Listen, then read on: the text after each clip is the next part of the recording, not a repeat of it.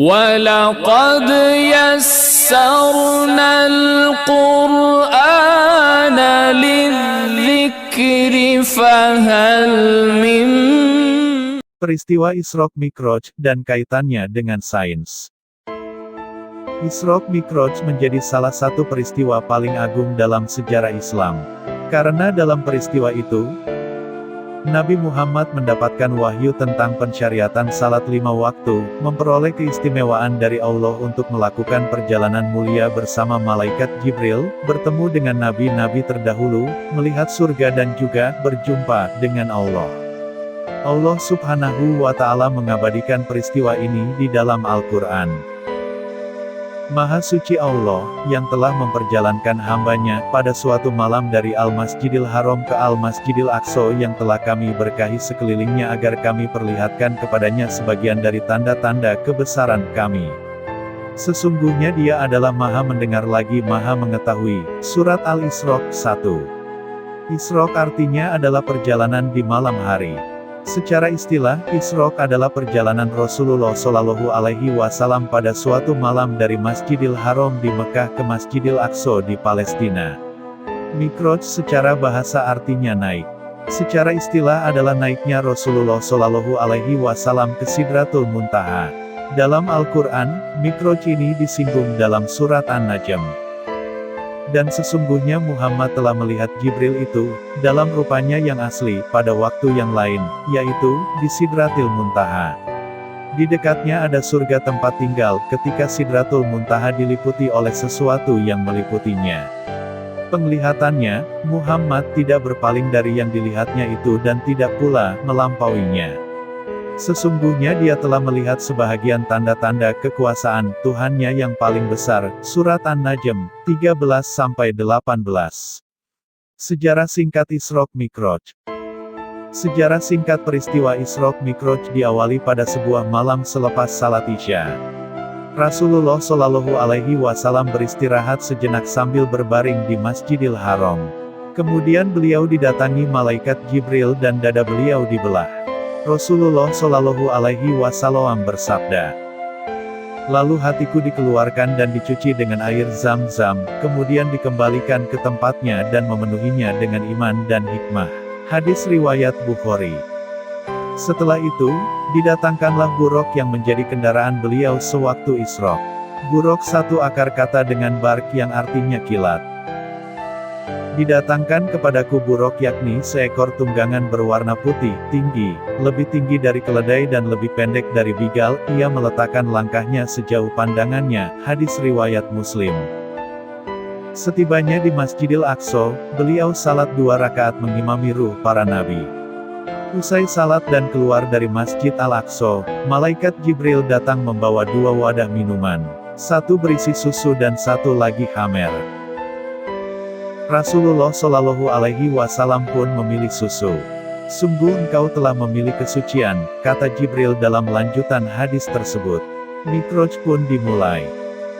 Rasulullah naik buruk bersama Jibril hingga tiba di langit pertama. Dalam lanjutan dari hadis Sahih Bukhari dari Malik bin Sa'sa'ah dijelaskan, "Lalu aku dibawa di atas punggung buruk dan Jibril pun berangkat bersamaku hingga aku sampai ke langit dunia, lalu dia meminta dibukakan pintu langit.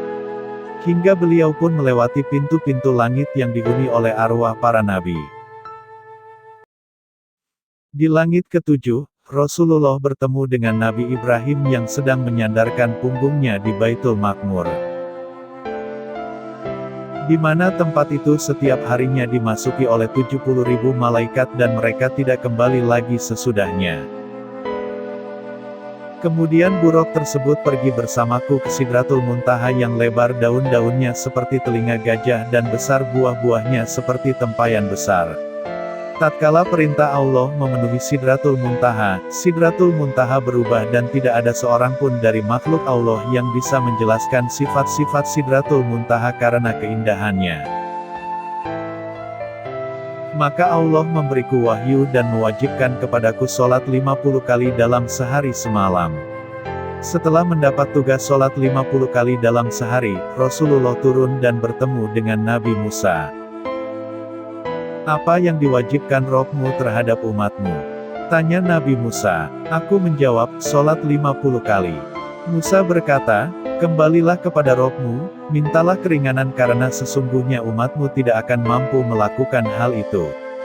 Sesungguhnya aku telah menguji Bani Israel dan aku telah mengetahui bagaimana kenyataan mereka. Aku akan kembali kepada Rob-Ku. Lalu aku memohon, ya Rob, berilah keringanan kepada umatku. Aku diberi keringanan 5 sholat. Lalu aku kembali kepada Musa alaihi salam. Aku berkata kepadanya, Allah telah memberikan keringanan 5 kali. Musa mengatakan, sesungguhnya umatmu tidak akan mampu melakukan hal itu, maka kembalilah kepada Rob-Mu dan minta keringanan. Aku terus bolak-balik antara Rob-Ku dengan Musa hingga Rob-Ku berfirman. Wahai Muhammad, sesungguhnya kewajiban sholat itu 5 kali dalam sehari semalam. Setiap sholat mendapat pahala 10 kali lipat, maka 5 kali sholat sama dengan 50 kali sholat. Barang siapa berniat melakukan satu kebaikan yang dia tidak melaksanakannya maka dicatat untuknya satu kebaikan. Dan jika ia melaksanakannya, maka dicatat untuknya 10 kebaikan. Barang siapa berniat melakukan satu kejelekan namun dia tidak melaksanakannya maka kejelekan tersebut tidak dicatat sama sekali. Dan jika ia melakukannya, maka dicatat sebagai satu kejelekan. Kemudian aku turun hingga bertemu Nabi Musa, lalu aku beritahukan kepadanya. Maka ia mengatakan, kembalilah kepada Rob-Mu dan mintalah keringanan lagi. Aku menjawab, aku telah berulang kali kembali kepada Rob-Ku hingga aku merasa malu kepadanya. Isra Mi'raj ditinjau dari kacamata sains. Ustadz Bobby Herwibowo menjelaskan, peristiwa Isra Mi'raj dapat lebih mudah dipahami di zaman sekarang. Dalam 10 tahun belakangan ini peristiwa Isra Mi'raj hampir bisa dibuktikan secara ilmiah dengan teori relativitas. Sehingga peristiwa Isra Mi'raj tidak lagi menjadi hal yang aneh dan mudah untuk bisa dicerna akal. Berdasarkan teori tentang cahaya, kecepatan yang paling tinggi adalah kecepatan cahaya. Cahaya dapat menempuh perjalanan 300.000 km dalam 1 detik, kata Ustadz Bobby. Teknologi manusia kini bisa melakukan sesuatu yang menyerupai kecepatan cahaya. Misalnya ada 2 orang sedang berada di New York dan Jakarta. Orang yang berada di Jakarta mengirim dokumen softcopy kepada orang yang berada di New York. Dokumen softcopy dari Jakarta ini dalam hitungan detik sampai ke New York. Sekitar 40 tahun yang lalu wujud komputer sangat besar, tapi dengan teknologi yang diciptakan manusia, komputer bisa dibuat lebih kecil. Kemudian dibuat lebih kecil lagi menjadi laptop hingga sekarang menjadi sebuah gawai yang memiliki kemampuan seperti komputer. Sekarang gawai bisa mengirim file dengan cepat meski jaraknya sangat jauh. Jadi maknanya teknologi manusia juga bisa melakukan itu. Sekarang kalau tentang teknologi teleportasi, Allah sudah pernah menghadirkan teknologi teleportasi di dunia ini di zaman Nabi Sulaiman alaihi salam, ujar Ustaz lulusan Universitas Al-Azhar Kairo, Mesir ini. Dalam surah An-Naml ayat 38-40 diceritakan, singgasana Ratu Balkis dipindahkan dalam sekejap. Nabi Sulaiman menantang kepada kelompok jin untuk memindahkan singgasana. Ifrit menyanggupinya dan mengatakan mampu memindahkan singgasana sebelum Nabi Sulaiman bangun dari tempat duduk. Tapi teknologi orang bertakwa yang mempunyai ilmu dari kitab mengatakan bisa memindahkan singgasana sebelum mata Nabi Sulaiman berkedip. Kemudian singgasana Ratu Balkis pindah ke hadapan Nabi Sulaiman. Kalau tadi saya bicara teknologi manusia hanya bisa mengirim softcopy dengan waktu singkat, ini cerita Nabi Sulaiman yang pindah hardcopy atau singgasana betulan yang pindah dalam waktu singkat, ujar Ustadz Bobby. Ustadz pendiri Yayasan Askar Kauni ini mengatakan, teknologi teleportasi itu diwujudkan lagi oleh Allah kepada manusia yang bertakwa.